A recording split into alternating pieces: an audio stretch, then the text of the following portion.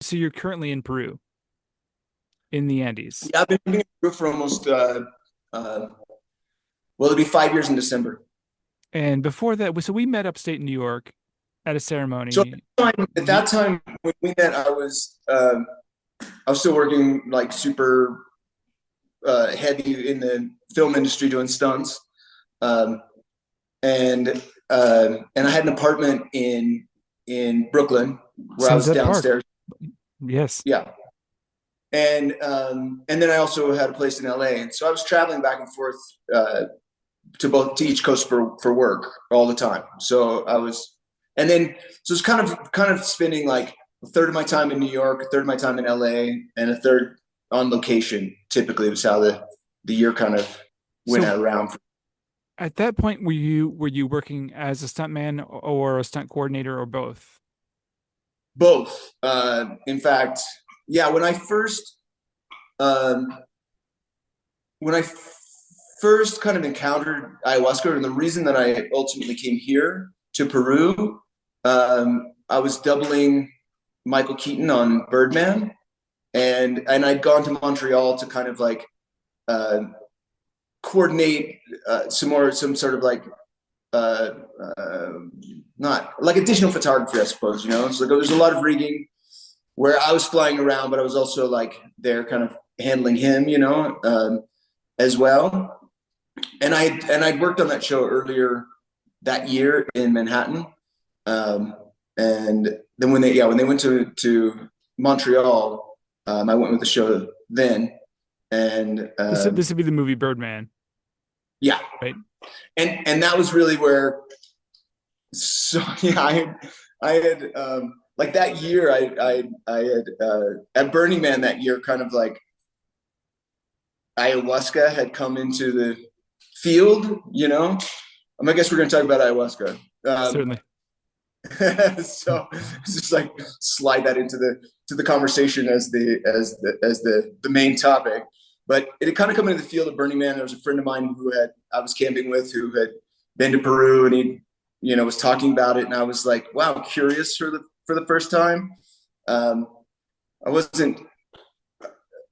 My friends were much more psychonauts than I was. Like I'm kind of the least likely to have moved to Peru to serve ayahuasca of that group of people. Um, wasn't really much of my jam, um, but I was more kind of into the spiritual, like temple aspect of Burning Man, and and less so the like super psychedelic culture. Though I was certainly a participant, it just wasn't like my main focus in that. Um, I I didn't need to put everything in my mouth, right? Where everyone else was like, "What's that?" And yeah, somebody was talking about ayahuasca, and I thought, well, gosh, if there's something that can kind of like connect me in this way, I was really curious, just like what's the level of expansion of consciousness, like if I can find that through this plant, like, well, I'd be interested in exploring that, um, and so I went back home and was looking at different things, and I had read like DMT, the Spirit Molecule, or I watched DMT, the Spirit Molecule, and I read the Cosmic Serpent.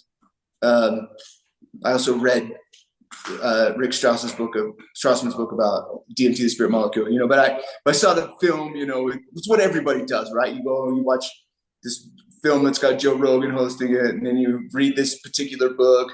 Um, and and I was looking at different places to go improve, but I didn't know when or where I would go. I didn't speak any Spanish, and so then I went that fall of 2013 to work on uh, Birdman in Montreal, and I just finished the long relationship. I and I felt like I was saying no to things more, um, So and I woke up. you were pretty sought after in Hollywood at this point for your work.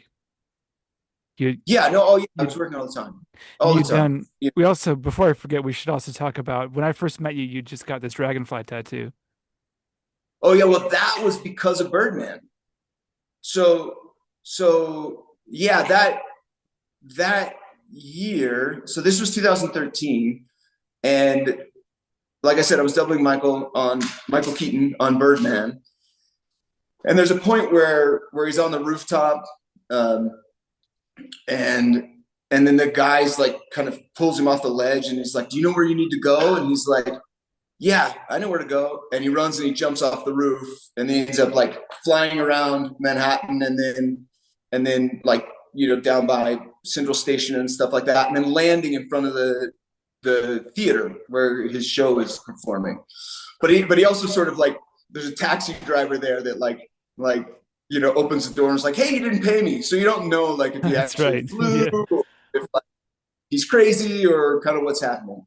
But the thing is yeah, like, and the movie, the conceit of the movie is it's like one take. It was sort of one of those first like movies that was like, like Rope was sort of like doing a cut in the edit somewhere, but seemed to be one continuous take. And so yeah, when we did that jump, like we did it where there's a techno crane and he runs towards the camera and it sort of whips to follow him.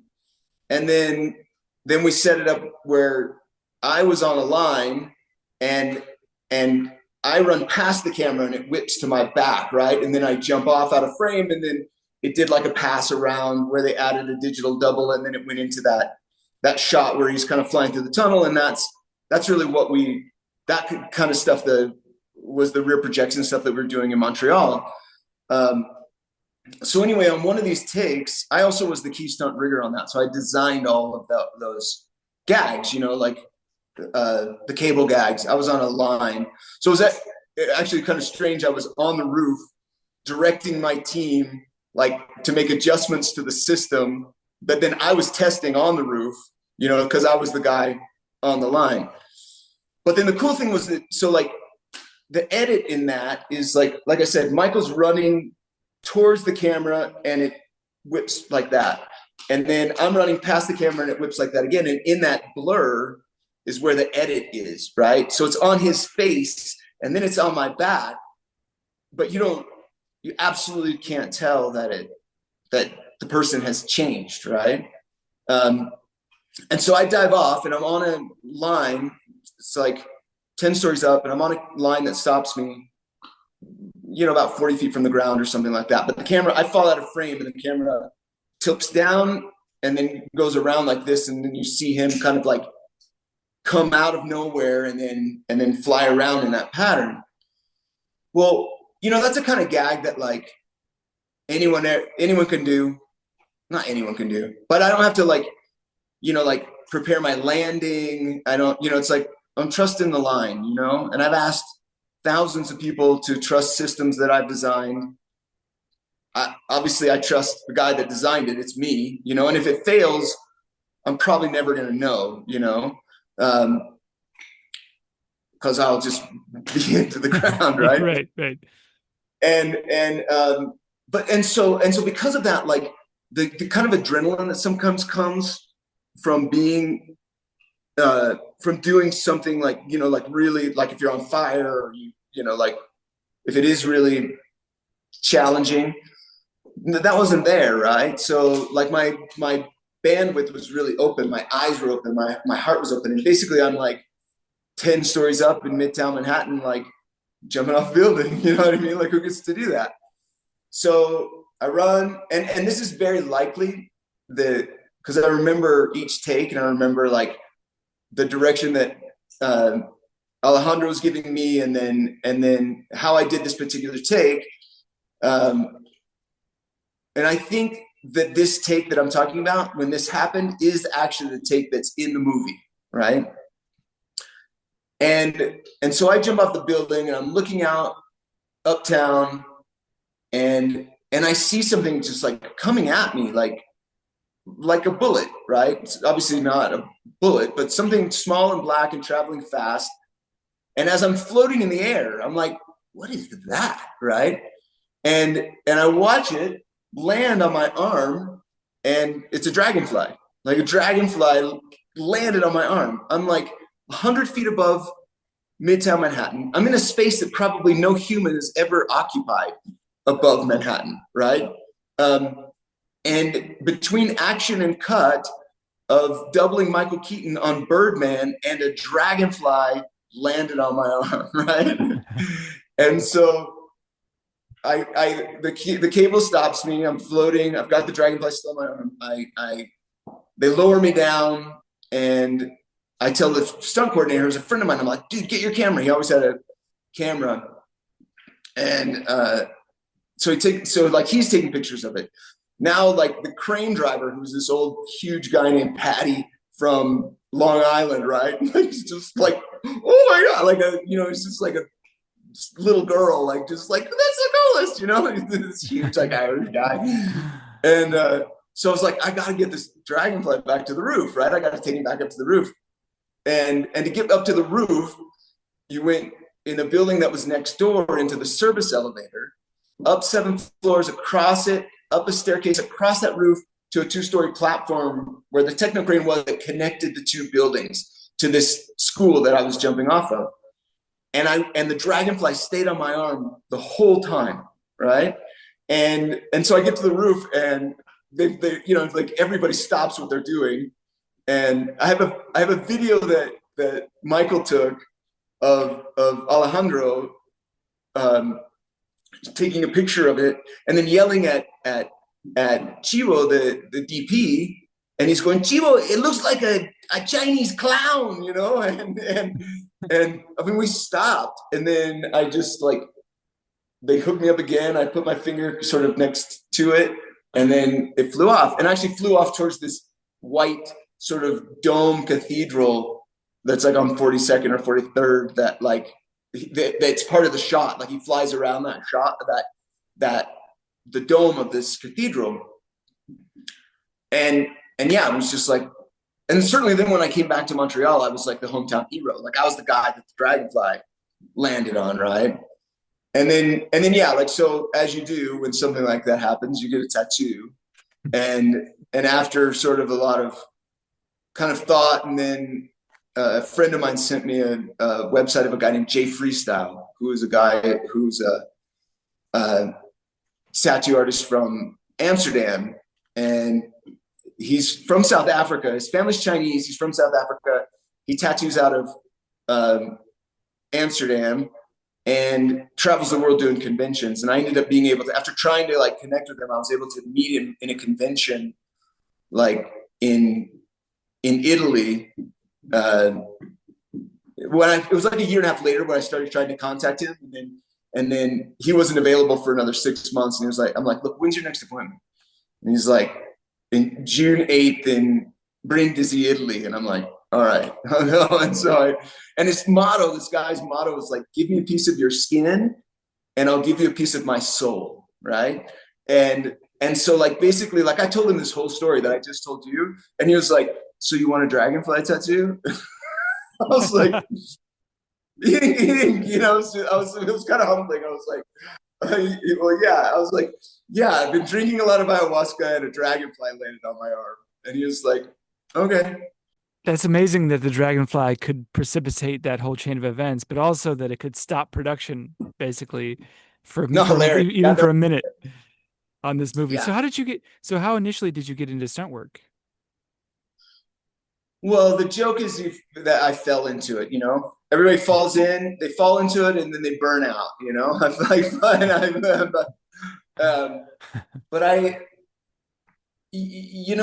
it's one of those things. I grew up in a very small town in Texas. My dad was a cattle rancher. And we had a sort of a brief, like, from kindergarten through 5th grade where we moved to Jackson Hole, Wyoming.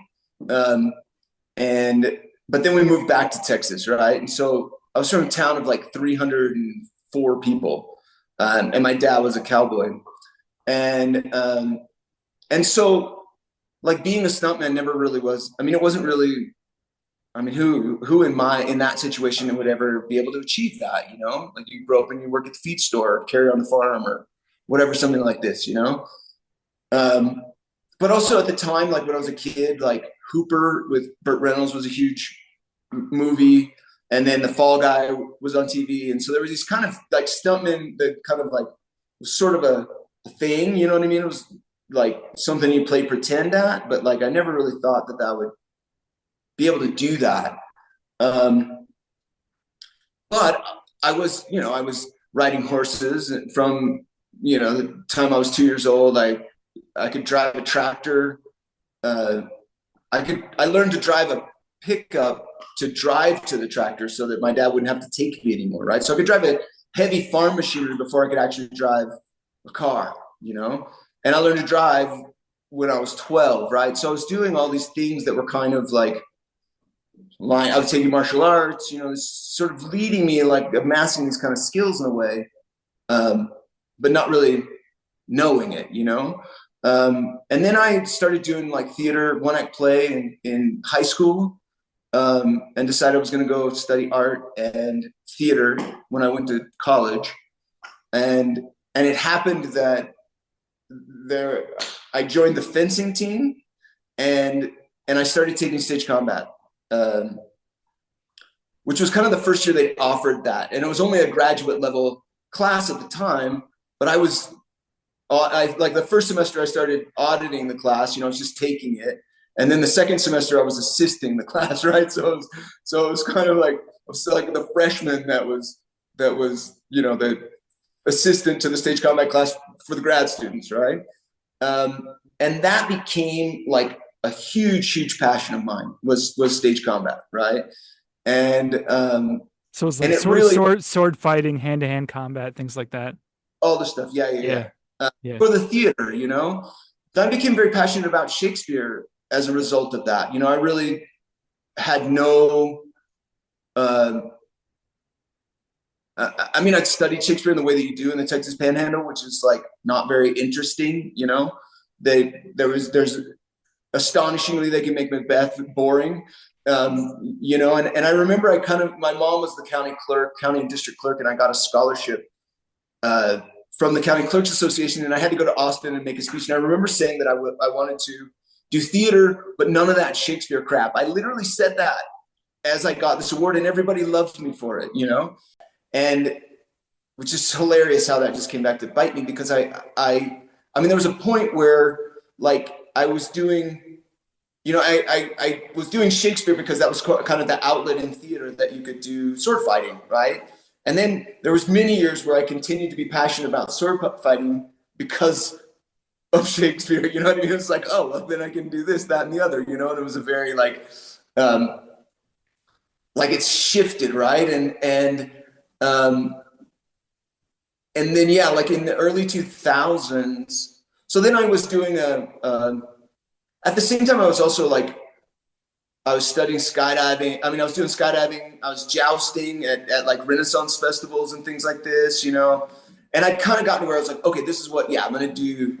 I'm going to be a stuntman, right? And at the time, it was the early 90s, right? So like Point Break was a big movie, and this aerial photographers and stuff like this, And I thought I was going to get into stunt work through skydiving, right? But in the mid 90s, I had an accident, and I ended up breaking both of my legs, which didn't end my skydiving career. I was 24. So it was a skydiving accident. Yeah. And but it definitely, like at 24, like when I was just like sort of super fit and this is what I wanted to do and blah blah blah, like that kind of cut that short, right? And then a few years later, I started doing. I just moved to LA. I was doing like live shows. I did the live show. I was the deacon in the Waterworld stunt show for 12 years, something like this, and then that was a place where a lot of, I don't know if you've seen the new Fall Guy movie. I have not. It's actually a great movie. And one, it's directed by a stunt guy. Two, it's like all the inside jokes of like the film industry and especially the stunt business, right? Ryan Gosling is hilarious. And but well, I shouldn't spoil it. I mean, there's this one particular moment that's a spoiler, but essentially he's a guy that came from doing live shows, right? So like it's just a very funny thing that like, yeah, that is actually how a lot of guys and a lot of my contemporaries like came up. We all came up doing live shows, and then at one point we're all doing Pirates movies, and my buddy's like now he's directing. He just finished directing a film for Liam Neeson, who he'd been his stunt double. He just finished directing a film for Liam, but he'd been his stunt double and stunt coordinating his movies for the last 15 years, right? And so it's like with this whole like cadre of like live show people, like kind of for a while sort of took over the business and still are, and this movie, The Fall Guy, like pays homage to that. I'll definitely watch it. It's actually a really, really good movie. I'll watch it. I'm maybe biased. Nothing like the TV series, but it is a fun movie. But the fact that you find it good and you're in that world, that you were in that world, that you. I love it. I think it's really great. It's the guys that made it like. It's not Chad that directed it. Damon or David. I think David Leitch directed it. But they were sort of like the team that made John Wick. Like the sort of they're sort of like the first like stunt guys turned filmmaker director. Yeah. You know what I mean? It's almost like a violent ballet. It's an art form, the way they're coordinated. Yeah.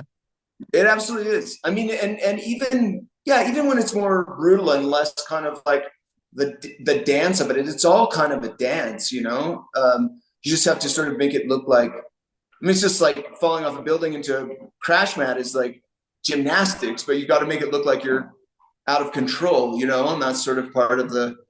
You know what I mean? You have to take this. A lot of times, like sometimes circus people have a hard time making it look like they're not intentionally doing several flips or whatever, But and having said that, some of the best high fall people are, acrobats that came from circus and that sort of thing. It's just like an air awareness that they have, then they can add on the sort of like look of chaos.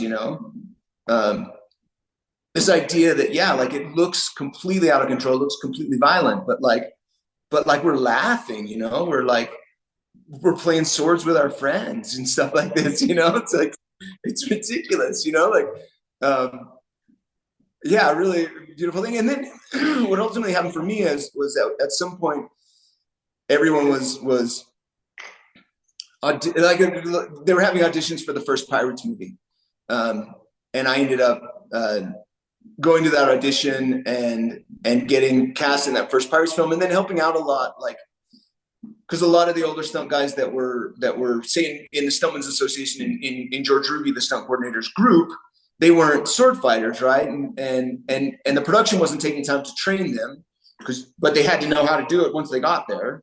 And so I ended up like having these classes, like teaching classes for everybody. And I mean, there's a period where it was literally like I had fought with or trained or worked with somehow like everybody that was sword fighting in town, and it was super cool. And so because of that, like one of the ways that some people get jobs is we call it hustling, right? So you hustle the set, right? Which means you go with your headshot, that your buddy is working, and so they'll tell you where you are, like what street, like on location.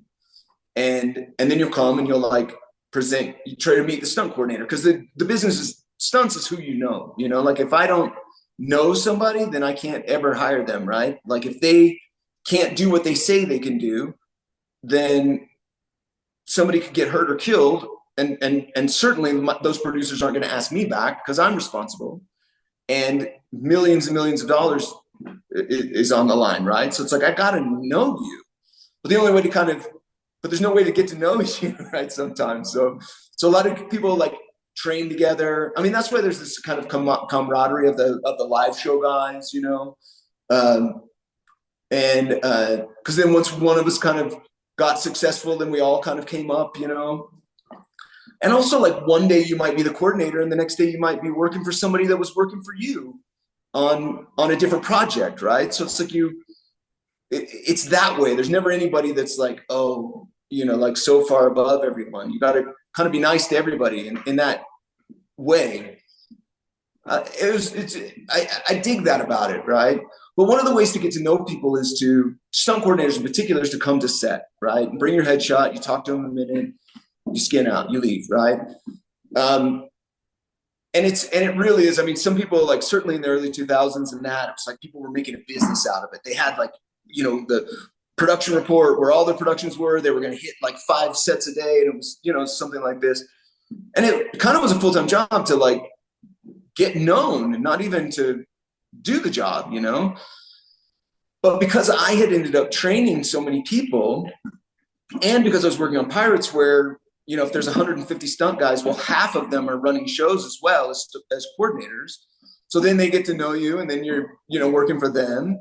But because I'd offered this skill and this training to a lot of these other guys, like they ended up like paying me back by like filling out, you know, some maybe areas where I was lacking in skill, like particular kind of driving or you know, whatever it was, you know, and or offering me days, right? So it's just like, hey, like I helped that guy, you know, work those months or whatever on Pirates. So like he coordinated the show, and then he offers me a day, you know, and a daily rate or a week or something like that to pay for it, to pay me back, you know. Not that I was asking that, but it was just sort of that was how the exchange happened. And so without really having to hustle or kind of come hat in hand, like I got really lucky because I had this sword fighting skill that came from my theater training that allowed me to offer that to a lot of guys that had the potential to help me out in a lot of ways, you know? And yeah, so like really once Pirates happened, my career took off and didn't stop for like, you know, 15 years. Like I didn't have 2 weeks off, you know? So you're just getting calls all the time. Oh yeah. I mean, all the time, you know, and work beget work, you know, and then if I was, you know, in New York, then I was working in New York, or if I happened to be finishing a job in New York, I'd probably get a call from LA and I'd go back to like my house in LA. And, you know, so I was going back and forth, like all the time. And as it turned out, once I started drinking medicine, So this would be around the time you did Birdman. yeah, so Birdman happened in 2013. And so yeah, Burning Man that summer was when kind of ayahuasca came around, and I thought, wow, okay. And so I started researching it, right? And people like, you know, people always say like, you know, once you kind of hear the call, like all these sort of synchronicities or things line up, you know. It's like, I mean, it's almost like anything. Like if you put your bandwidth on it, if you put your attention on it, the bandwidth expands, and then you start to see those things that are always there, but you just don't pay attention to them. You know what I mean? Like it's like, you know, that video of like the Energizer Bunny or whatever, you know, that walks across the thing, or with the basketball, and you like don't see it because you're not paying attention to that, but it's there, right? It's not magic. It's just that, you know, once you put your attention on a thing, like you see, I got a Jeep, and then suddenly like everybody has a Jeep. It's like, well, you're looking for that, you know. It's like your brain is wants to complete the puzzle, and so like now you're seeing all of that stuff, like to close the circuits, just how our brains work, you know. Which is interesting about the medicine. It's like the medicine magnifies that. Ayahuasca just like magnifies that, you know, in both good and less good ways, you know. But anyway, yeah. So like, I put my attention there, and so I was in Montreal, and I was in my hotel room. I woke up this particular morning on set, and I was like, I'm going to say yes to anything that happens today, no matter what. And I'm talking to this stunt guy. And again, I'm, like I said, I arrived on set sort of as this like celebrated hero because I was the dragonfly guy, right? And I told him about this story about what had happened, and he asked me, he was like, "Have you ever heard of ayahuasca?" And I was like, "Yeah, I have." And I said, "It's been hovering around, you know, this kind of thing. It's just sort of like present now that I've become aware of it." And he goes, "Well, my friend Matthew and I are going to go see his teacher Diego in Peru It'll be, this guy's name was Patrice. He's like, it'll be my first time. Matthew obviously had been there before. We're going to go see his teacher Diego in Peru. Will you come with us? He says. And I'm like, fuck. Like, yes, you know? And so, and as it turned out, so I made the arrangements to come here. By here, I mean the Andes, right? It's a town called Pisac. It's near Cusco. Cusco was the like seat of the Incan Empire, and this is the Sacred Valley. It's a valley that's like on the other side of Cusco, and on one end of the valley is Machu Picchu, right? So it's literally it's such an astonishingly beautiful place. This place is so beautiful. But it's not, it's the mountains, right? Ayahuasca is kind of a jungle medicine. I'm not kind of, it is a jungle medicine. And the medicine really from the mountains is more Huachuma, which is San Pedro, like the mescaline cactus that's more like peyote, right?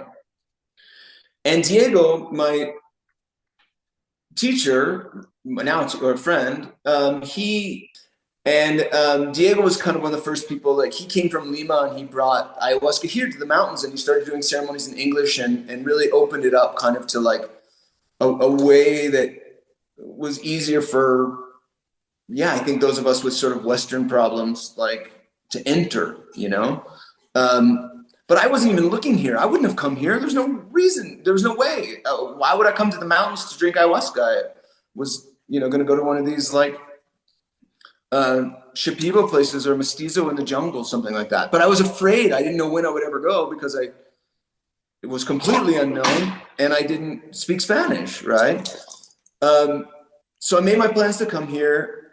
At the same time, I was also coordinating another film and doubling the lead actor in Los Angeles. And we were supposed to finish shooting on a Friday. I was going to leave on Monday and be here on Tuesday for the retreat to start with those guys in December. And on Friday, they didn't make their day. So they pushed, added one more day. Everything usually that gets pushed is action. It also happened to be the guy that I was doubling. It was his action. So it was me not only coordinating, but also performing the stunts. And I could have passed it off. Like I could have passed it off to, someone else. As long as the job gets done, like my reputation isn't tarnished. As long as the back of the head looks fine, anybody that I trust could do it. Like I didn't need to stay to do that job, but it was one day and I wanted to complete it. So I spoke to Milagros, who was Diego's wife, and I said, hey, look, this is what's going on. Should I come late? Should I pass off this job? Like, what should I do? And she was like, why don't you just push the whole thing till January? Just come in January. And so I did. That's what I did. I came in January instead. So I didn't come with those guys, but I came here to this place because I had said yes to those guys, right? And I didn't have any real idea how that was going to change my life, When I first came back, after that first retreat, my third ceremony, I remember, you sit in the dark and it's all visions all the time and they're playing instruments. And Diego, he passed away like almost 6 years ago now. So when I say when I talk to him about him in the past tense, it's sort of present in the story, but past because he's passed away. He's passed away some years ago now. But he was an amazing guitarist and he led ceremony with his guitar. And I remember saying before the third ceremony, like a retreat's like 1 week and it was like 3 ceremonies, right? And I remember saying to the guy sitting next to me, I was like, how do they find their instruments? How do they play? Like I can't even find my hands, and if I do, they're like snakes or something like this, right? And we were like marveling and that night Diego played a song and I remember hearing that song and I was 43. I'd never played the guitar and I said, I'm going to get a guitar. I would be turning 43 like the next week. So like right when I got back to LA. So like for my birthday present, I went and bought a guitar. Never played, 43 years old. Um, and and then yeah, learned how to play the guitar. But at the same time, there was just like, I mean, everything I touched turned to gold. I like was stunt coordinating this TV show. Um, I was second unit directing on that show. Like got into the DGA, which was something that I like dreamt about and was trying to like, like maneuver how I was going to, make that happen. And then it was literally, I was asleep and I was like, hey, do you have any interest in joining the DGA? Because we need somebody to like direct an action unit. Can you do it? I'm like, yeah, it's just like everything I touched was like turned to gold, and then I tell people I made the best mistake of my whole life, which was like I came back here and I drank more medicine, and then it really was like, yeah, I sort of started to drift a little away from that. I started playing guitar more, and I started playing in ceremony, and I started assisting in ceremonies, and still working all the time, and drinking with a lot of stunt people as well, because it's kind of that I was telling the stories to. But did you find yourself being less interested in your career as a stuntman at that point? Yeah, for sure. I mean, there was a period where I was like, yeah, what am I gonna do? I mean, I thought maybe like, okay, I'm gonna write these kinds of stories, like tell, like stories inspired by ayahuasca, not necessarily like ayahuasca stories, but like more of like sort of spiritual growth, these kinds of stories, you know what I mean? And I did start, I made a short movie with a friend of mine. And so I started kind of transitioning into like directing, but I was kind of conflicted at this time. I was like, look, am I going to follow this like human path, in LA and do that? Or am I going to go to Peru and follow this like sort of spiritual path?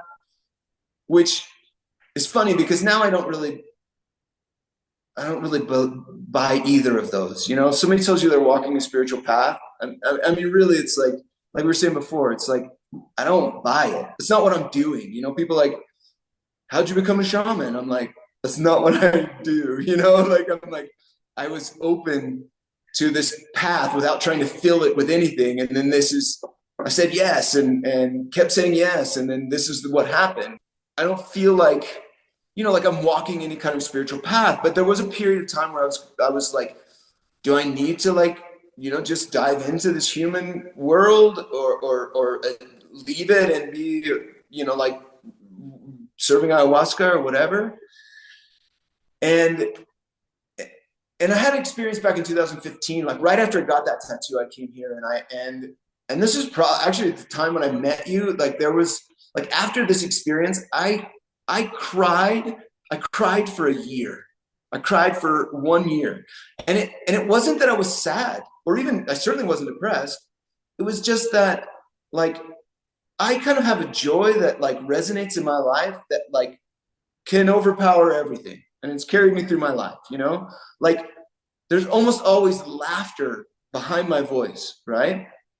And so that kind of was the lens that I experienced everything through, right? And I had this opportunity for a year to not experience that. So like everything made me cry, right? Like I would sit on the subway train and I would feel like the reality that every single person in that car and in all the world got up and brushed their teeth that morning, and that consciousness can hold all of it, right? Like, and it would make me cry, I would get out of the train and I'd see a guy begging with no feet and it would make me cry. I'd step outside and I'd see the sun reflected in a puddle of water and it would make me cry. And suddenly like that became my like first response. It wasn't sadness, like it was just kind of, again, this opportunity just to feel the other side of that coin that I really never had before. And what I realized in that time was that there was no human path or spiritual path, or cosmic path, I was calling it. Like it's all this cosmic path, right? But the work is profoundly human, right? So it's like a cosmic path and human work. And my whole idea of trying to like separate these things, you know, or choose between one or the other was just like silliness, you know, like all I have to do is say yes and see what happens. And I'm on the cosmic path and I'm doing the human work, you know, like how can I not be, right? Like, Inseparable. yeah, I mean, especially, you know, I like to think like I I think of myself as the rational skeptic of the ayahuasca community, right? Like it's very easy, especially in a town like PSAP where a lot of, I mean, there's a lot of like spiritual seekers that come here, you know, and they're kind of like encouraged to, you know, like, oh, I had visions of that. And it's like, oh, well, that's your gift, you know, and you know, there's sort of like those things become augmented, you know, but really often it's just like feeding ego, you know, like when I was saying that like ayahuasca or that the brain is like a confirmation bias machine, you know, like, yeah, our brain wants to seek out the information that confirms the things that we already think or believe, right? And the ayahuasca magnifies that by 1,000-fold, you know, like a millionfold. Like people talk about ayahuasca or psychedelics in general as non-specific amplifiers, right? There's no morality in psychedelics. Non-specific amplifiers. If you are a narcissist, like you're either going to see an opportunity to dismantle that ego in a way that is probably more work than most people in that way are willing to do, or you're going to think that you've been called to lead a cult. You know, it's like, it's the same medicine. It's just your brain, you know, like I am God. Oh, we all are God.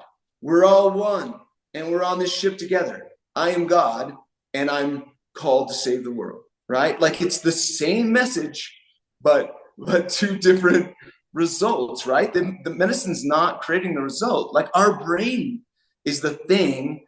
And that's why it's very, we got to be careful, right? Like it's very easy to think that we know, you know, or that we're responsible, that I'm responsible for your healing because what, I poured the medicine?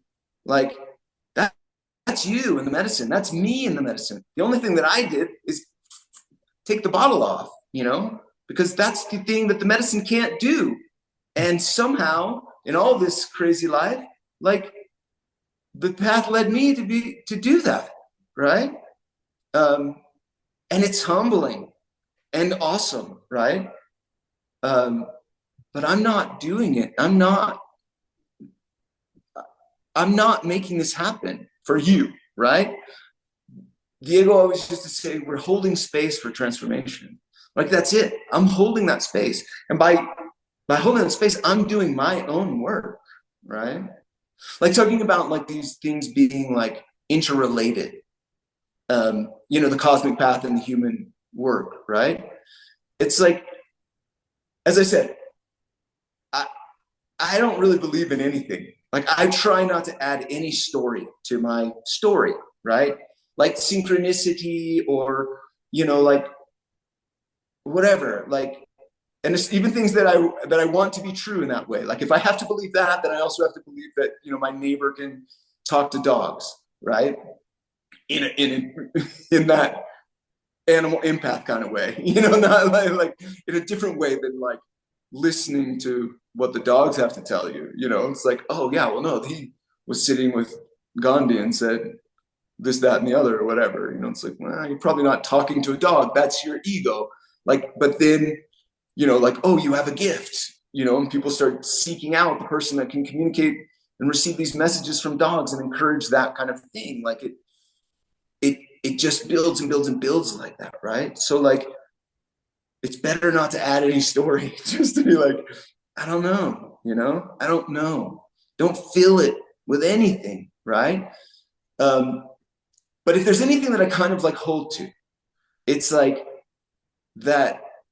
I mean, I feel this sort of metaphor of the idea of like source being the ocean and us being like our life being a river to the sea, you know, or, you know, many pathways to God, but one God, you know, one name, but all, you know, one God of love, but many names, you know, something like this, right?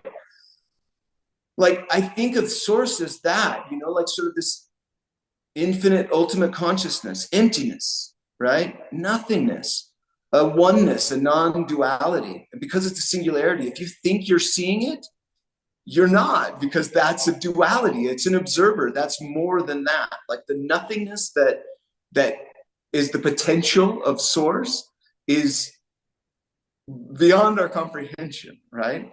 And and I think that we're all of us multiple expressions of that singular consciousness, right? Connected in our hearts. And the only work that I can do in that way is to heal my own heart, like to heal my heart. And that way I can heal the heart of the whole. But if I start thinking about what I can do for you or change you or heal you or that, like, then I'm sort of missing it, because my heart is what I can change, you know? We went to this, like, the Eclipse Festival in Oregon in 2017, and there was a Lakota elder there by the fire, talking by the fire. And he says, I've not come to mend the hoop because I'm a hoop mender. And the hoop being this, like, you know, experience of life. I've not come to mend the hoop because I'm a hoop mender.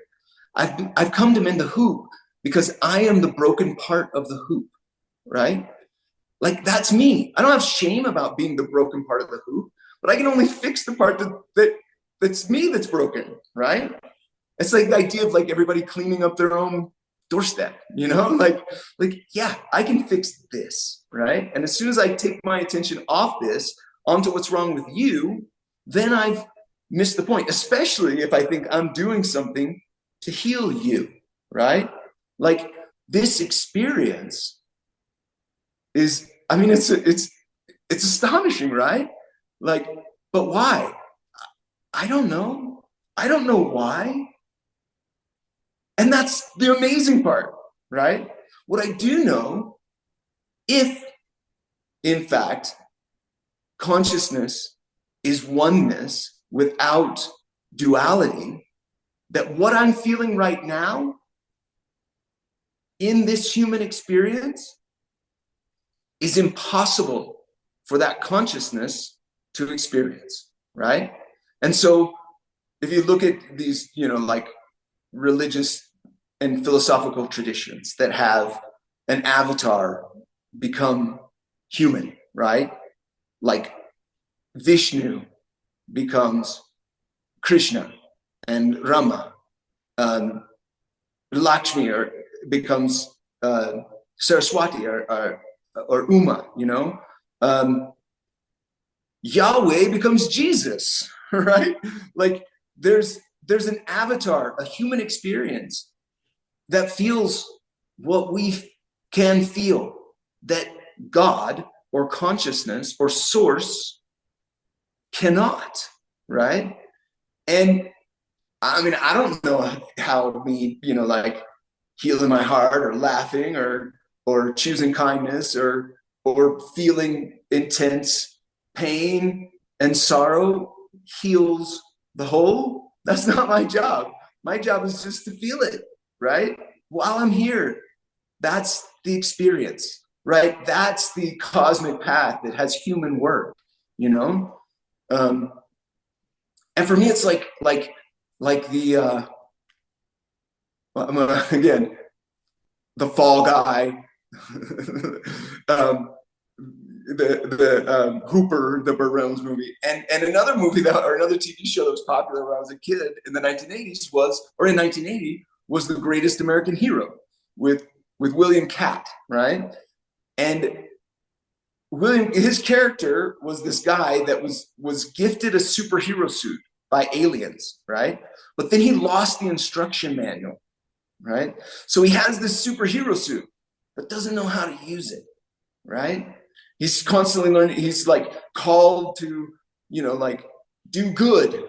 Now he has this responsibility, but he doesn't know how to fly. And he keeps running into buildings, and suddenly he's, you know, too strong, or he's breaking things he didn't mean to, or constantly learning like how to use this suit. It's like, that's us, you know, like we have this body is a superhero suit with no instructions, right?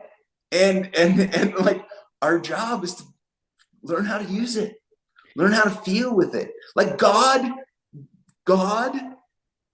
cannot do this, right? Like we're the part of God, if that's a thing, that does this. We're the expression of consciousness that does this, right? It's pretty, it's pretty cool, you It's know? amazing. It's amazing. It's true. And I've got a sense of how permeable consciousness is. How like in certain moments, like during a ceremony, if there was one time I was sitting with a shaman who really he just overloaded us, like way, completely irresponsible. It was way too much. And it Yeah, was like too I believe that's a thing too much. maybe no, it was just the right amount. It's always just right. Yeah, So it's yeah, like, maybe yeah, it was perfect. But that's right. the next day I looked down and I had white clothing on and it's all brown. And I'm just like, what even happened? I don't even remember. Just Right. out of control. But I remember having somebody else's thoughts in my mind, like after the fact, because we were sharing afterwards. Your experience, everybody was encouraged to talk a little bit, and a couple different people said certain things that I'm like, I had that same thought, and I think that somebody else had that thought and put it into my mind because in that moment, like consciousness, the sort of barriers between me, you, them, us, everything was removed in that moment. I wonder if you've experienced something like that. Yeah, no, and I think it's an interesting thing though, again, when we say like they were thinking that, so I was thinking that. Like if you're actually in that space of one mind or whatever, there's no they or me or Exactly. whatever, you know what I'm saying? And yeah, like there's a fascinating thing that I mean, it's interesting, you know, it's like because also there's a kind of timelessness and a synesthesia too. So it's like if there's words of a song that you understand, that it and it's like that was the song that the perfect song that I needed. Well, it's like okay, well, what came first, the song or your awareness that that's what you needed, or you know, it's like. But then we think of like, oh, I was suffering in this way, and you sang that song, and it said this thing, and it's you know, it's like like you've seen these fMRI things of like psilocybin and stuff like this, right? Where it's just like there's these kind of connections normally, you know, and then like you see the brain on psilocybin, and you know, it's just like you know, this like massive like connections, you know, and connections to sort of parts of our brain that we wouldn't necessarily make, kind of more oblique connections, you know, not like like random in any way, but like yeah, it's like, oh, I wouldn't have made that connection, right? Um, it definitely is like that idea of feeling and seeing. Again, it's the bandwidth is open to seeing the synchronicity, to seeing the connection, to seeing that one mind.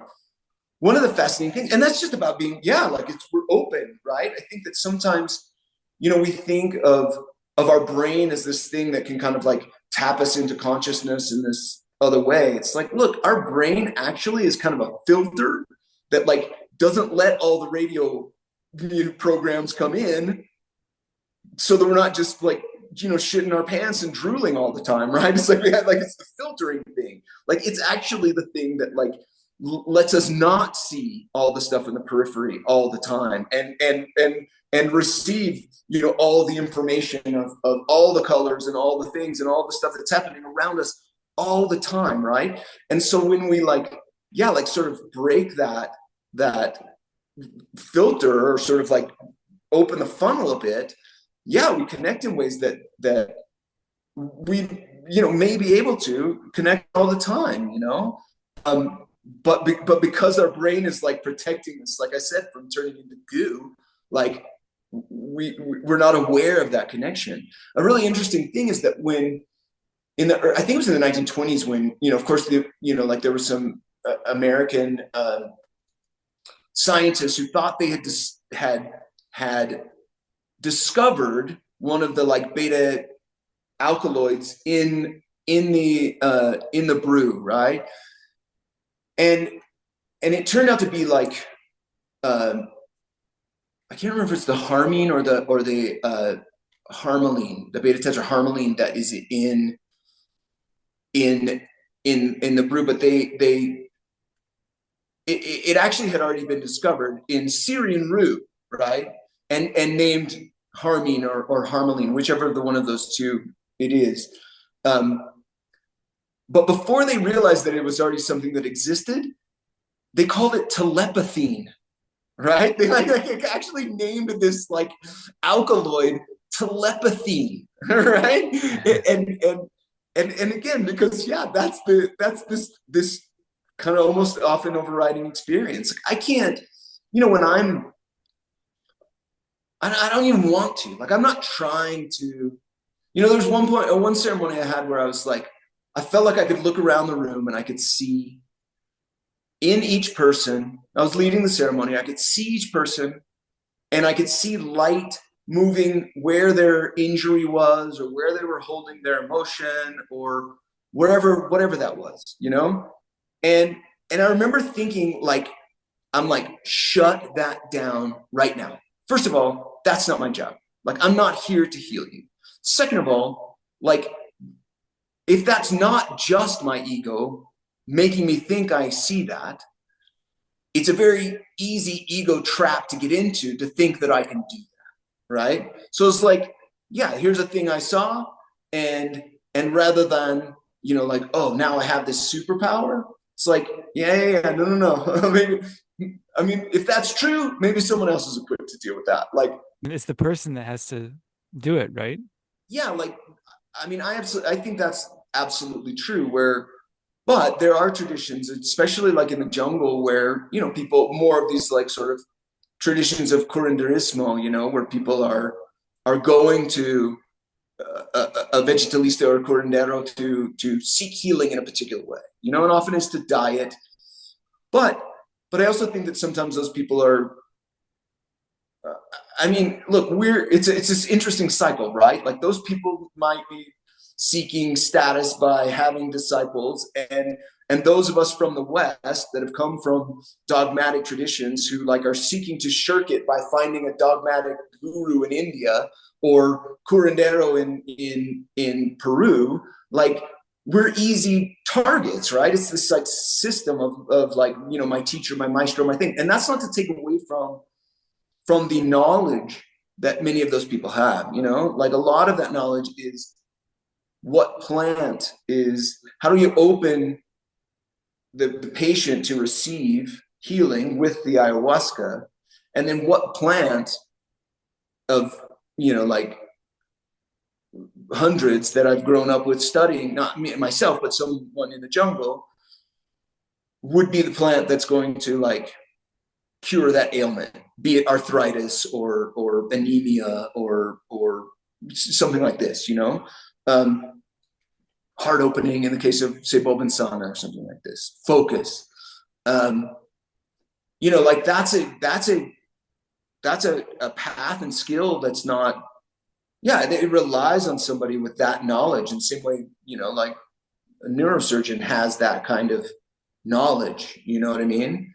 And at the same time, once you have your brain surgery, you're not going to like follow in the footsteps of your neurosurgeon necessarily. You know what I mean? You might, you're like, oh, I'm going to do this and and bring my gifts to bear in the same way because of how I was healed. Sure, but like we find, it's like, yeah, okay, be healed, but then you don't have to like. There's a lot of other dogma and a lot of like, yeah, that's often archaic mysticism that comes along with that healing as well. You know what I mean? I appreciate your approach. It sounds like you have a very responsible and good approach to pouring the medicine where you're very honest. There's a lot of possibility of abuse in those communities, in those situations. Oh, for sure, there is.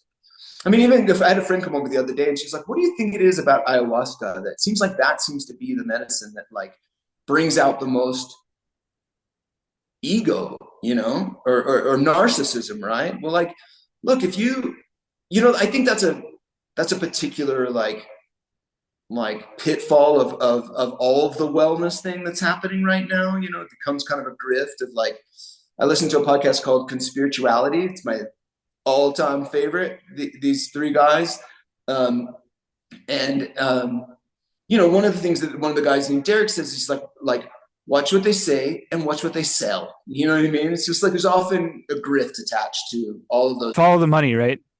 Yeah, yeah. Follow the money. Watch what they say and watch what they sell.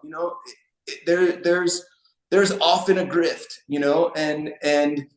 And again, this idea of being special and making people feel like they're special, and I was sort of feel this way. I also just watched this show on Netflix called Apple Cider Vinegar. Have you seen this? No. About a woman named Belle Gibson who basically fabricated that she had a brain cancer and healed it naturally. Wrote a cookbook. She was actually one of the first 15 apps that was going to be pre-installed on the Apple Watch when it was released. She had this. She wrote a book called The Whole Pantry, and but then it all kind of came crashing down as all that was. It didn't end up being on the Apple Watch, but it was like it was all a grift and Yeah. all like, yeah. I mean, did she believe it? Like was she like sociopath Yeah. or just thought that was like the people believed her and they died. We're vulnerable. Because we really Well, want but you. it's like because we don't want to believe, what the scientists tell us. But then when somebody says, "Oh, but this is ancient and from the earth," and it's like you'll literally eat dog shit if like somebody tells you that and presents it as alternative medicine. It's like, well, yeah, like the level of research that people do into some of those things because they think that they're traditional or whatever. Well, it's not none. They do none. You know what I mean? Like, Yeah. and then Yeah. yeah, certainly there's anecdotal stories. It's like, but if my leg is broken, I'm going to the clinic. Like I'm not going to drink ayahuasca to try to heal my leg. You know what I'm Yeah. saying? It's just Yeah. So you were in both worlds. Did you feel are you still in both worlds now? Are you still doing stunt work and in addition to pouring medicine?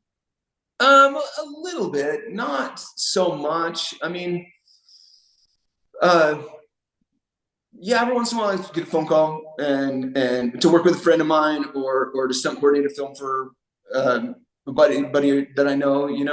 But it's less and less. The thing is like with stunts, which was actually another interesting thing about how I came to the medicine too, was like you if you don't say I'm a stuntman, like I am this thing, right? And identify with who you are, with what you do, no one's going to take you seriously. So if I didn't identify in that way for so long, like I would never have had a career, right?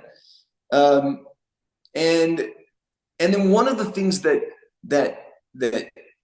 in that first retreat with Diego was he would always quote Nisargadatta, who was a non-dualist philosopher, Indian teacher. And one of the big things that Nisargadatta would say is I am and nothing more. And anything that follows I am is like a self-limiting belief that leads to a feeling of inadequacy or competition or all these things. I am and nothing more. And so people would say like, Diego, you're a shaman. And he'd be like, no, like I love to serve the medicine and I'm good at it. And somebody has to wear the robe during ceremony.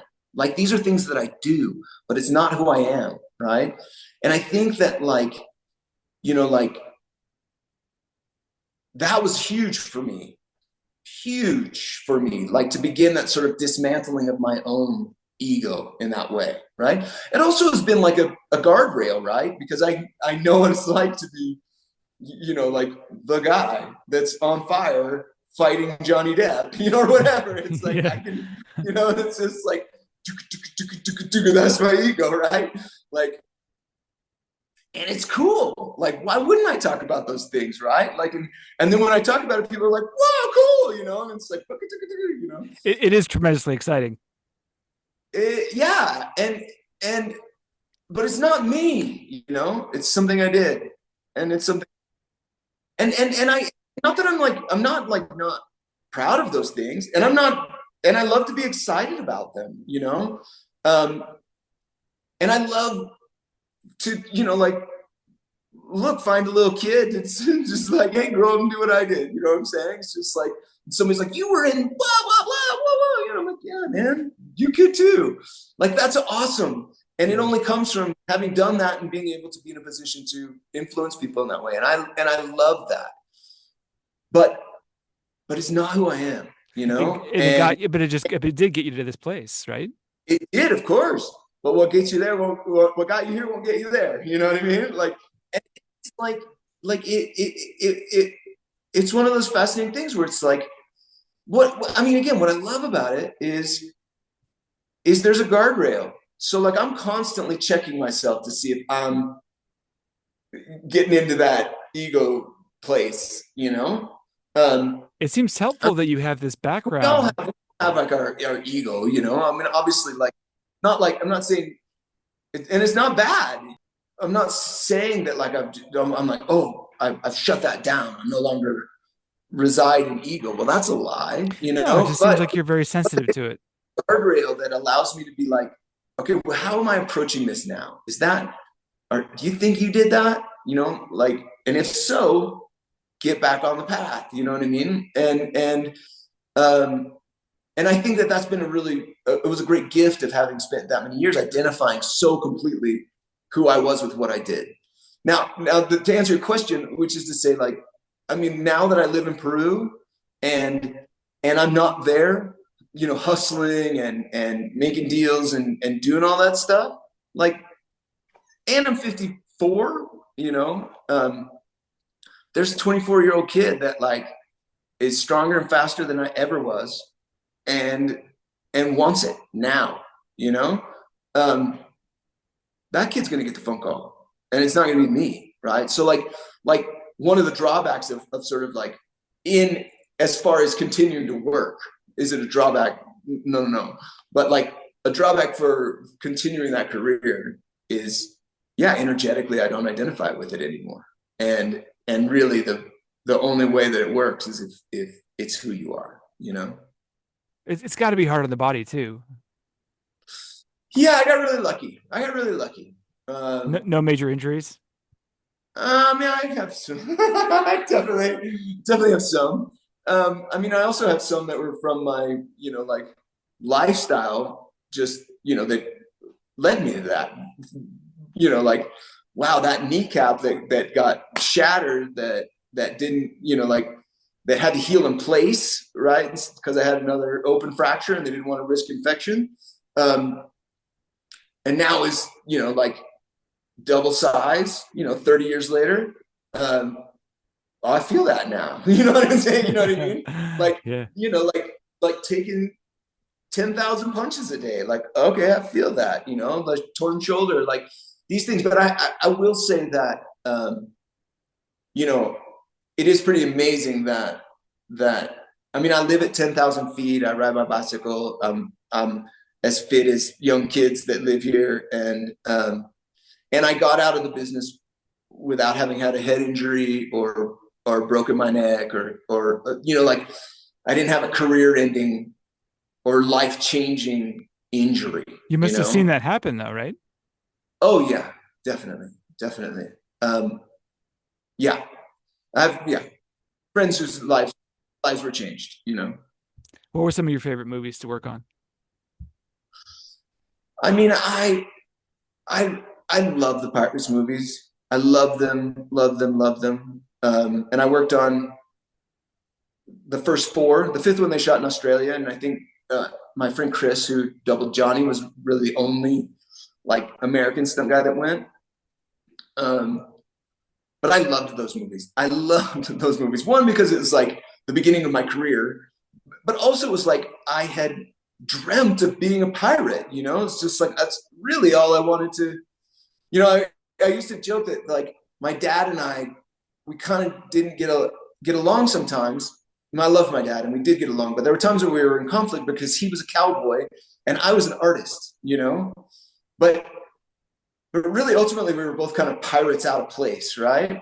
And then I had to be, yeah, a pirate for a decade, right?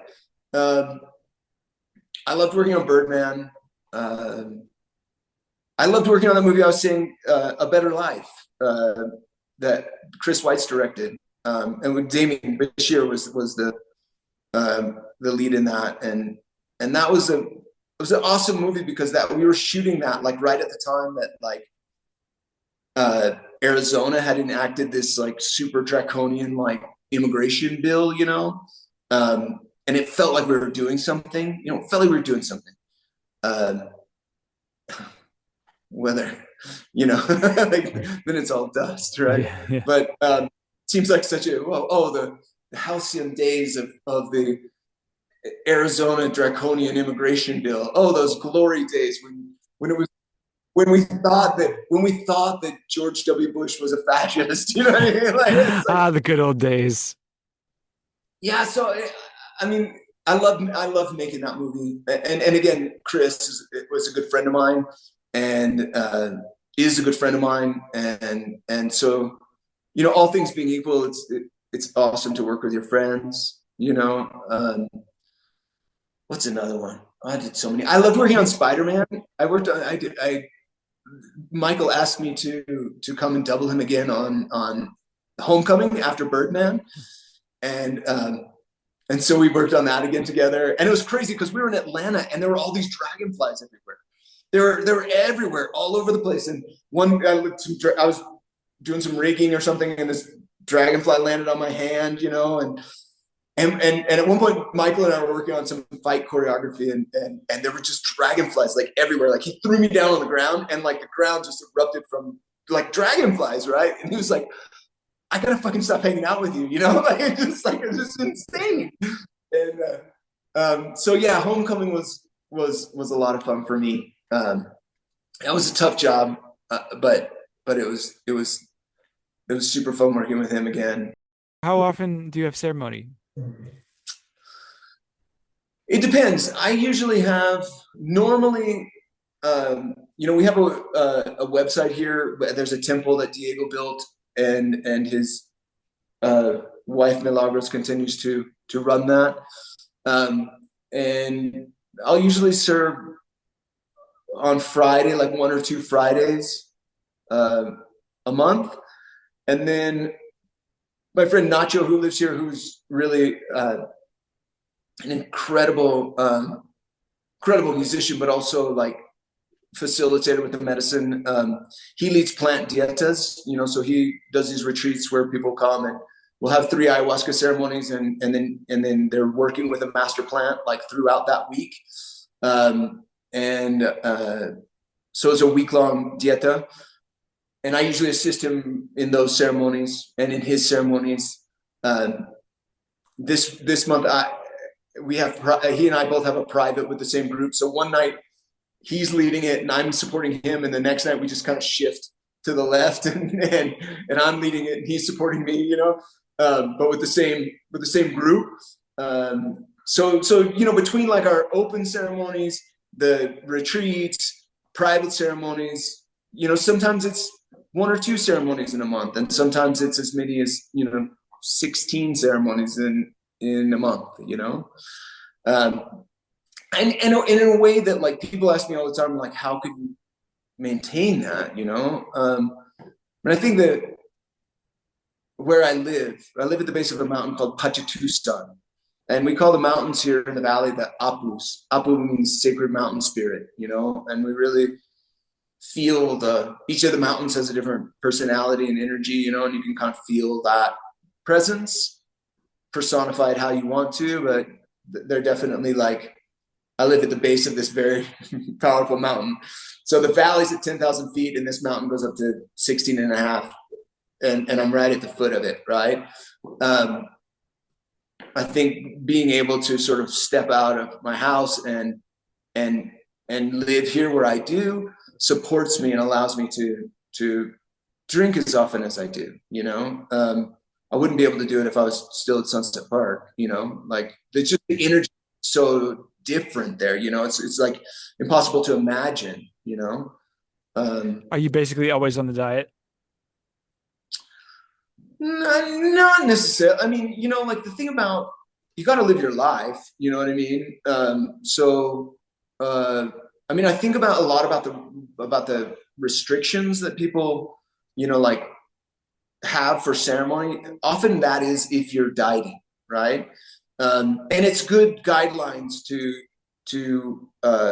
especially for the first time. You know, it's like if you have a lot of caffeine on board and then something freaks you out in the medicine and your heart's racing a million miles an hour, like you might be a little more agitated from the caffeine. Then it's like you might be able to handle that experience better if you weren't like altered by something else chemically as well. You know what I mean? But Diego always used to say, confirm it for yourself. I mean, there's certain things that are no-nos, like the mixing of the pharmaceutical medications, like antidepressant medications, MAOIs, SSRIs, SNRIs, that kind of thing. Dangerous things can happen, foods with pteramines, like pork. These things can bring serotonin syndrome. Are you still vegan? I am still vegan. Yeah. So that's what I was say. Like, I'm vegan, and I eat pretty clean. Probably good enough. Yeah. Yeah. But I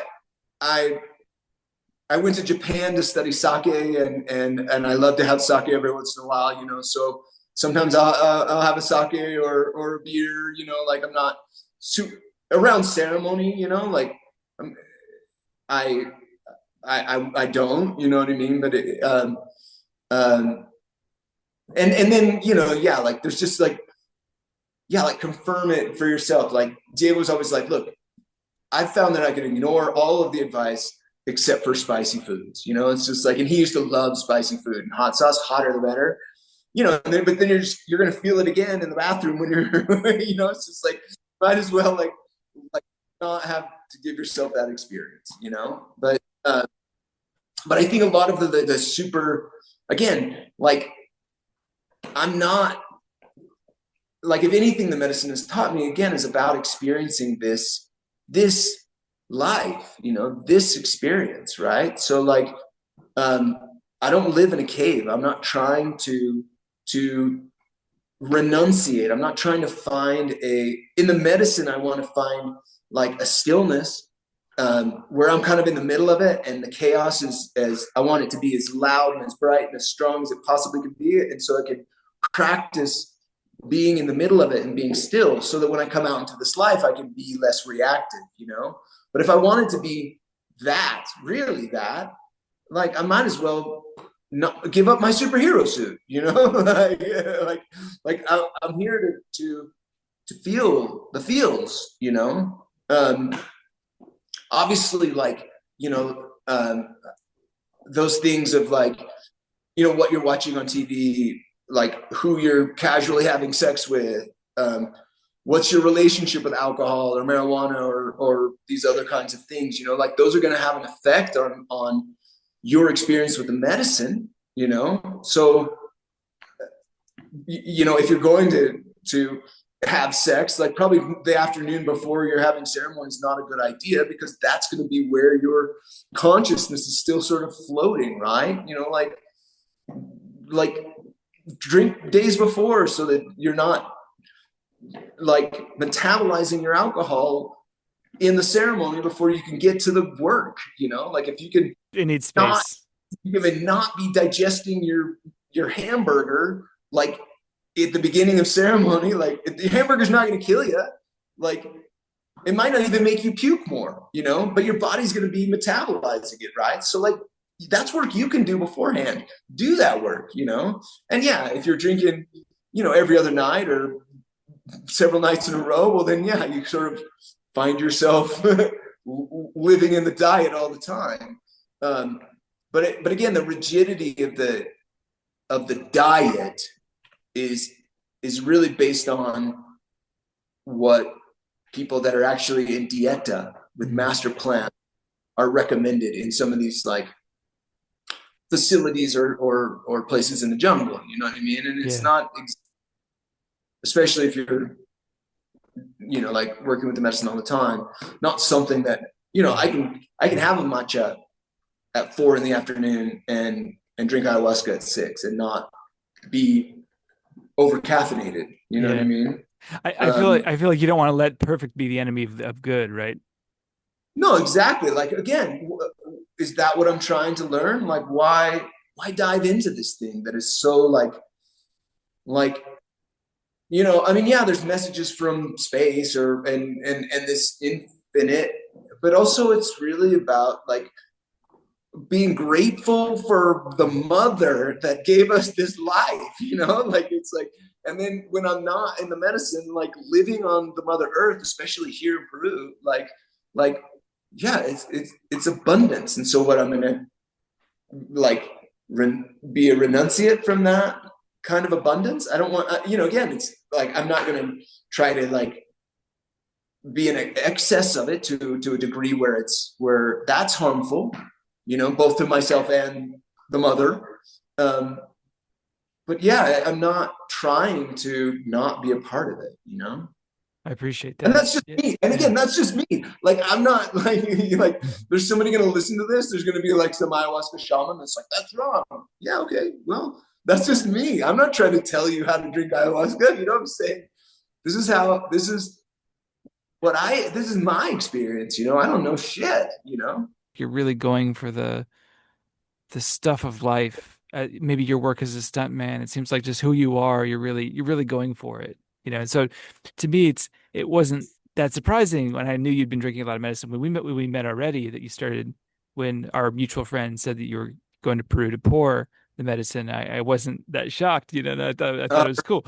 I thought it was really cool to see you sort of like go further and expand on the work in that way. Oh, well, thanks. Yeah, it's interesting, you know, and I thank you. I really appreciate that. I, uh, I I find myself in awe often because you know I had really great parents.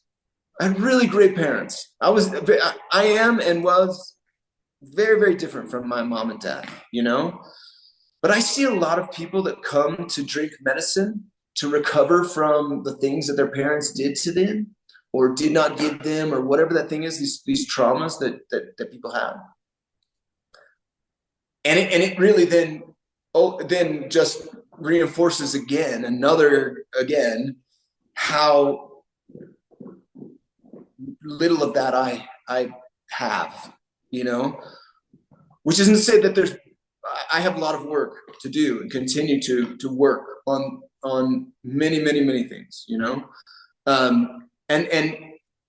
And really like that's kind of our approach to the medicine here, you know. It's just like, look, I'm not there. I'm there to do my work. I'm here to mend my part of the hoop. Just happens that someone has to wear the robe, and I happen to be the one that takes the bottle off, you know. And I trust the medicine that if you're, you know, like vomiting all over yourself, then I can come give you clean blankets or something like this, you know, like even in the worst of the medicine, right?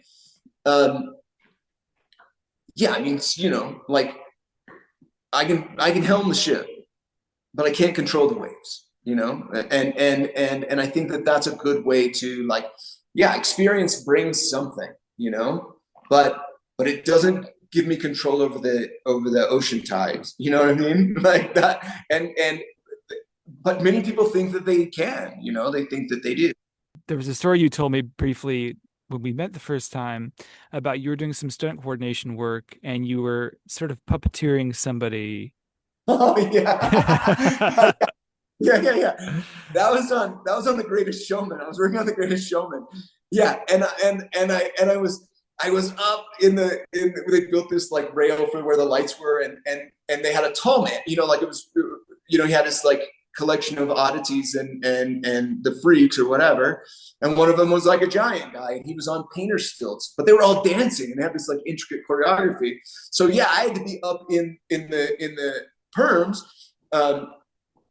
With safety lines so that in case he fell during his dance, like he didn't break his tailbone or break his wrist or something. I was there to like basically catch him if he fell doing all this choreography. And I remember like thinking I was just like, and yeah, I was drinking like there was this year that I basically doubled the amount of medicine that I was drinking, you know. And I drank New Year's Day, I drank New Year's Eve, and I drank, you know, 40 times in between. And it was just like, and that had doubled the number that I had drank in the previous 2 years, you know, like I entered that year with like 21 ceremonies and I left it with like 65, you know, something like this, you know. So that year was just like massive. And I remember like, yeah, I was like holding the puppet strings and I was just looking down there like, oh, wow, look at me. I'm like, I'm totally above the fray of this thing, you know, like I'm seeing it from the plane. I'm more like watching the thing happening instead of being down inside the circus. I was literally a 3-ring circus below me, you know, like with freaks and bearded lady and everything, right? And and and then I'm like, and I'm the puppeteer, and I remember thinking that the moment I thought it, I went. I was just like You start oh, looking up. it's like, you know, it just was like I just realized, like I was like, I'm so not like what a, you know, like what a great opportunity to not to think that I'm in control and then be like, what is, I have no idea Staring upward. Yeah. who or what is like holding these strings, you know. And then again, some months later, it was actually interesting because I was in a ceremony with a woman who played a lot of playlists. She had a lot of playlists, you know, as she led the night, and and she ended up playing that song, that Greatest Showman song, right? And they're like, this is me or something like this, you know what I mean? Just like, and I remember like we were in downtown LA, like, and on Skid Row in this loft that was, I mean, outside was, yeah, it was disaster. It was really crazy outside, and it was actually close to a neighborhood where I used to own a loft, but it was very close to Skid Row, and so there were people, you know, like homeless people suffering, real suffering was happening just right outside the door, and so it was heavy, and I remember heavy. I was in it, and then all of a sudden she's playing the same song that they were filming when I was thinking I was the puppet master, and now I'm like right back in the middle of it. I'm like, Oh man. oh, you're like this, and I was just like, what a joke, how funny, like, but like those things, those are the kinds of things that like, does it mean anything? No, it means something to me, you know, like, and the openness of my, of again, the connections I was talking about with these like, uh,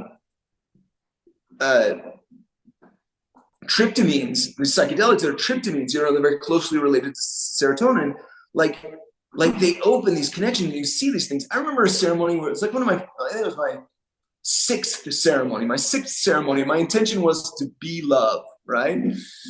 And I remember thinking like it was started out, the medicine was so strong and so intense. And the night before it would have been like that, but it took a long time to come. And then that lasted for a long time, that just like chaotic intensity. And it was stronger than any medicine I'd ever drank at the time. That was the night before. So then this night, it came on fast, like right away. And it came and it hit that same intensity, but douche. And then it stopped, right? Like after a very short period of time. And I found myself sort of in this space, right? And I'm like, I don't know what's happening, but I feel this space of love, like I'm in that space, right? And then I remember thinking like, but it's so weird because I thought like maybe there'd be a blue light, you know, like that would be different. Like I thought maybe like my heart would feel more like vibrating or something in this like pure love space, right? And I remember, and I go, but it's none of that. It's none of that. It's just me. Oh, it's just me, right? Like it's like I'm like, my intention is be love, and then my result is it's just me, you know. And then, but if somebody on the street had said that to me, like it's just you, dude, I'd be like, shut up, you hippie, you know what I mean? Whatever. Like it's just like, and then like, yeah, like this message that's so simple and so obvious can be received in such a profound way that has meaning that can change your life. You know, like, does that mean I am love? Whatever. I mean, sure, but also in that moment, how that everything played to for me to receive that message in that moment, like meant something to me in that moment. I'm not gonna like, I can't be like, oh, we're love, or I can teach you something from that. Like this is my experience. You know what I mean? I had this, And now I have the opportunity to like spread that love, and kind of back in a way to what I was talking about before earlier about like this sort of egotism and narcissism that comes from the medicine, like again, the wellness industry and the grift and the sort of sovereignty of my journey, my path, it's like my body, my, like whatever, like all these things that's mine. And it almost feels like, like you learn and reinforce that everyone else is just sort of an extra in the movie of your life, of your sovereign journey, and you can treat people like that, right? Which again is that sort of manifestation of egotism and narcissism. One of the first steps in being able to love and to be loved is to love yourself, like as exactly as you are, like radical acceptance of this now, of who you are. Like, don't try to change the anger, the hate, the pain, and change it for love, but love the you that's experiencing that, right? Unconditionally, right? And then that becomes a habit, and you realize like, oh yeah, I just love myself the way that I am, right? But the thing is that if you got the idea that your experience is sovereign, people stop there, right? Yeah, you don't want to centralize, right? And it becomes this thing of that's how people bypass, right? Or they become narcissistic in that way, right? And it's just about them. It's like, okay, now that I've got this, now I've got to open my arms. And now I've got to recognize that the me that's me is you as well. And so if I love me, then I must love you, and accept you exactly as you are, radically, and I think this is the step that people forget. We talk a lot about it, I just was reading recently that there's kind of a new evangelical Christian idea that empathy is the sin, right? Like if I'm empathetic or can feel, for example, towards trans people or people who've come here illegally, this is this Christian nationalist kind of thing, right? That one of the greatest sins is empathy towards people that are sinning, right? Like that ain't Jesus either. You know what I'm saying? And that breaks my heart. It's like this idea that this is okay just to love me, and that you are not me. Diego used to say to me, he'd be like, Trampas, he'd be like, I love me. Because I especially love the me that looks like you that's standing in front of me. Like I'm like, I love that. Like, yeah, open. And even if you don't think we're all one, right? Like everyone is worthy of this love, like even if they're not you, right? Like, and yeah, this is necessary to get there. You got to hug yourself. And that means that your arms are closed, right? But if you stay there, like it's just about you, like it's to me, it's not it, like they got to open, and whatever that looks like, but I think that sometimes we get, first we think we're doing spiritual work, and then we think that our spiritual work is the most important, and then it's that I'm the, again, star of this movie, and it all reinforces this idea, and yeah, we just gotta open our arms, we just gotta open our arms all the time and be loved, like, oh, it's just me. Look, it's just me. Look, that you that looks like me, like the me that looks like you. It's just me. Come here, give me a big hug, I love it. That's great. I think that's a good note to end on. And I greatly appreciate your speaking today and your generosity and all your work, everything. Thank you. Thank you It's so much. This it's is been really good. it's been a blast, truly. Yeah, it's good to see you again too. It's been entirely too long. Come down and visit us. Good to see you too. I'd love to come. I will. I will. One of these days I'm gonna show up and we're gonna party like it's the year 3000.